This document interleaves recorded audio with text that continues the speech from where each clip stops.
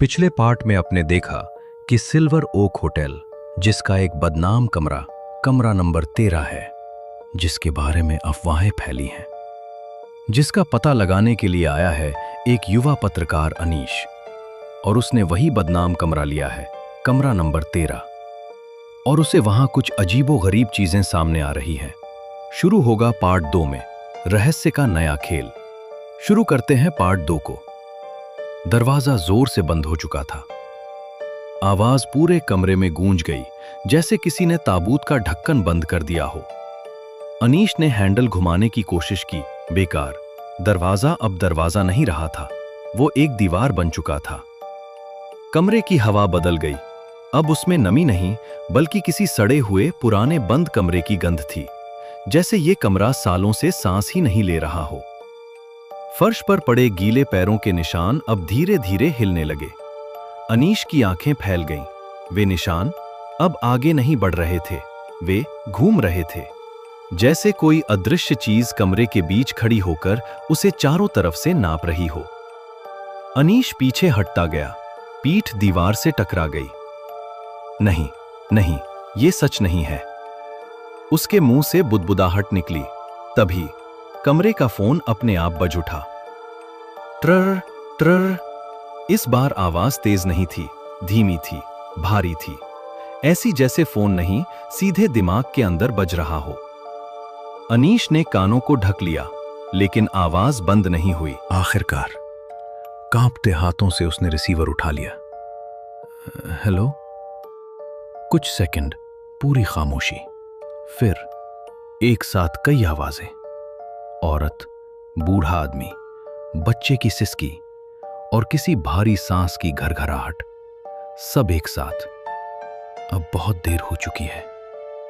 अनीश चीख पड़ा, बस करो, जो भी हो सामने आओ।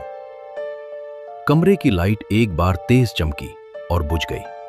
अंधेरा पूरा नहीं था, बस इतना कि सब धुंधला दिखे।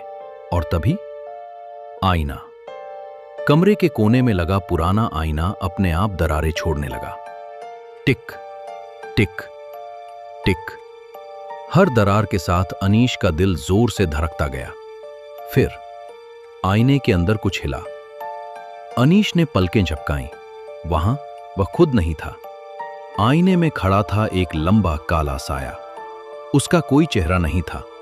जहां आंखें होनी चाहिए थीं, वहां सिर्फ गहरा अंधेरा, और मुंह की जगह एक लंबी टेढ़ी दरार। दरार से फुसफुसाहट निकल रही थी। तुमने कॉल उठाई?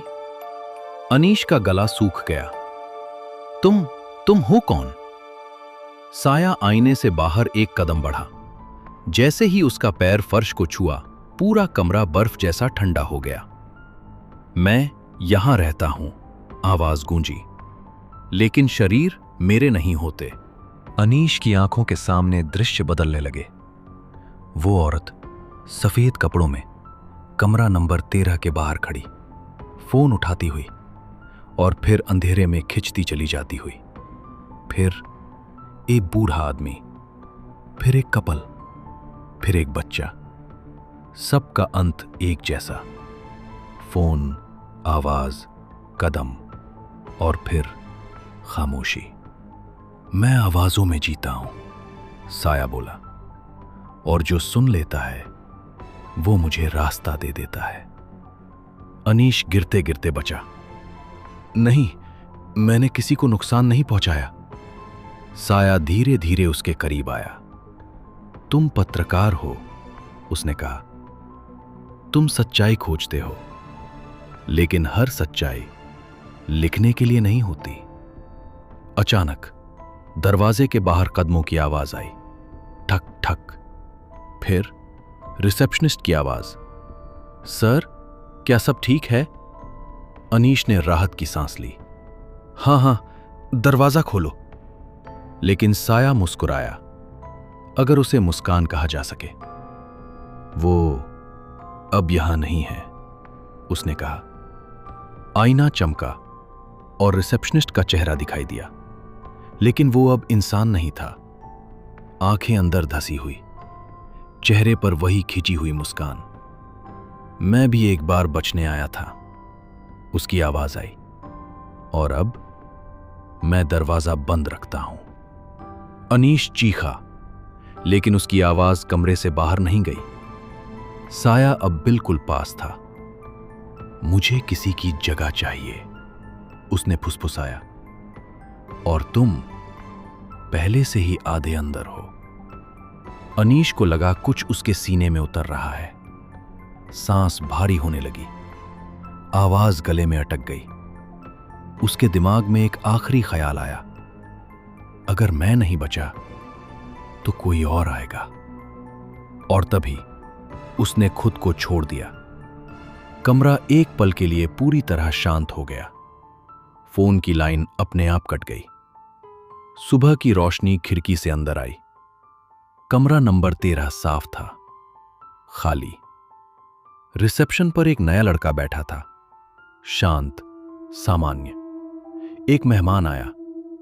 कमरा चाहिए, लड़के ने पूछा। कौन सा? 13, मेहमान बोला।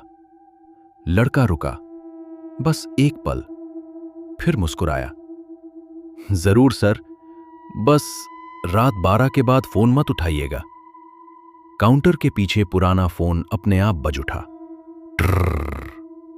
और अगर कोई ध्यान से देखता तो उस लड़के की आंखों में एक पल के लिए अनीश झलक जाता। फिर सब सामान्य।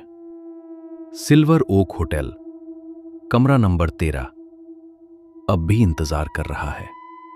समाप्त। ये दिया कमरा नंबर 13 की कहानी का दूसरा पार्ट। पहला पार्ट भी जरूर देख लेना, मैं लिंक डाल दूंगा।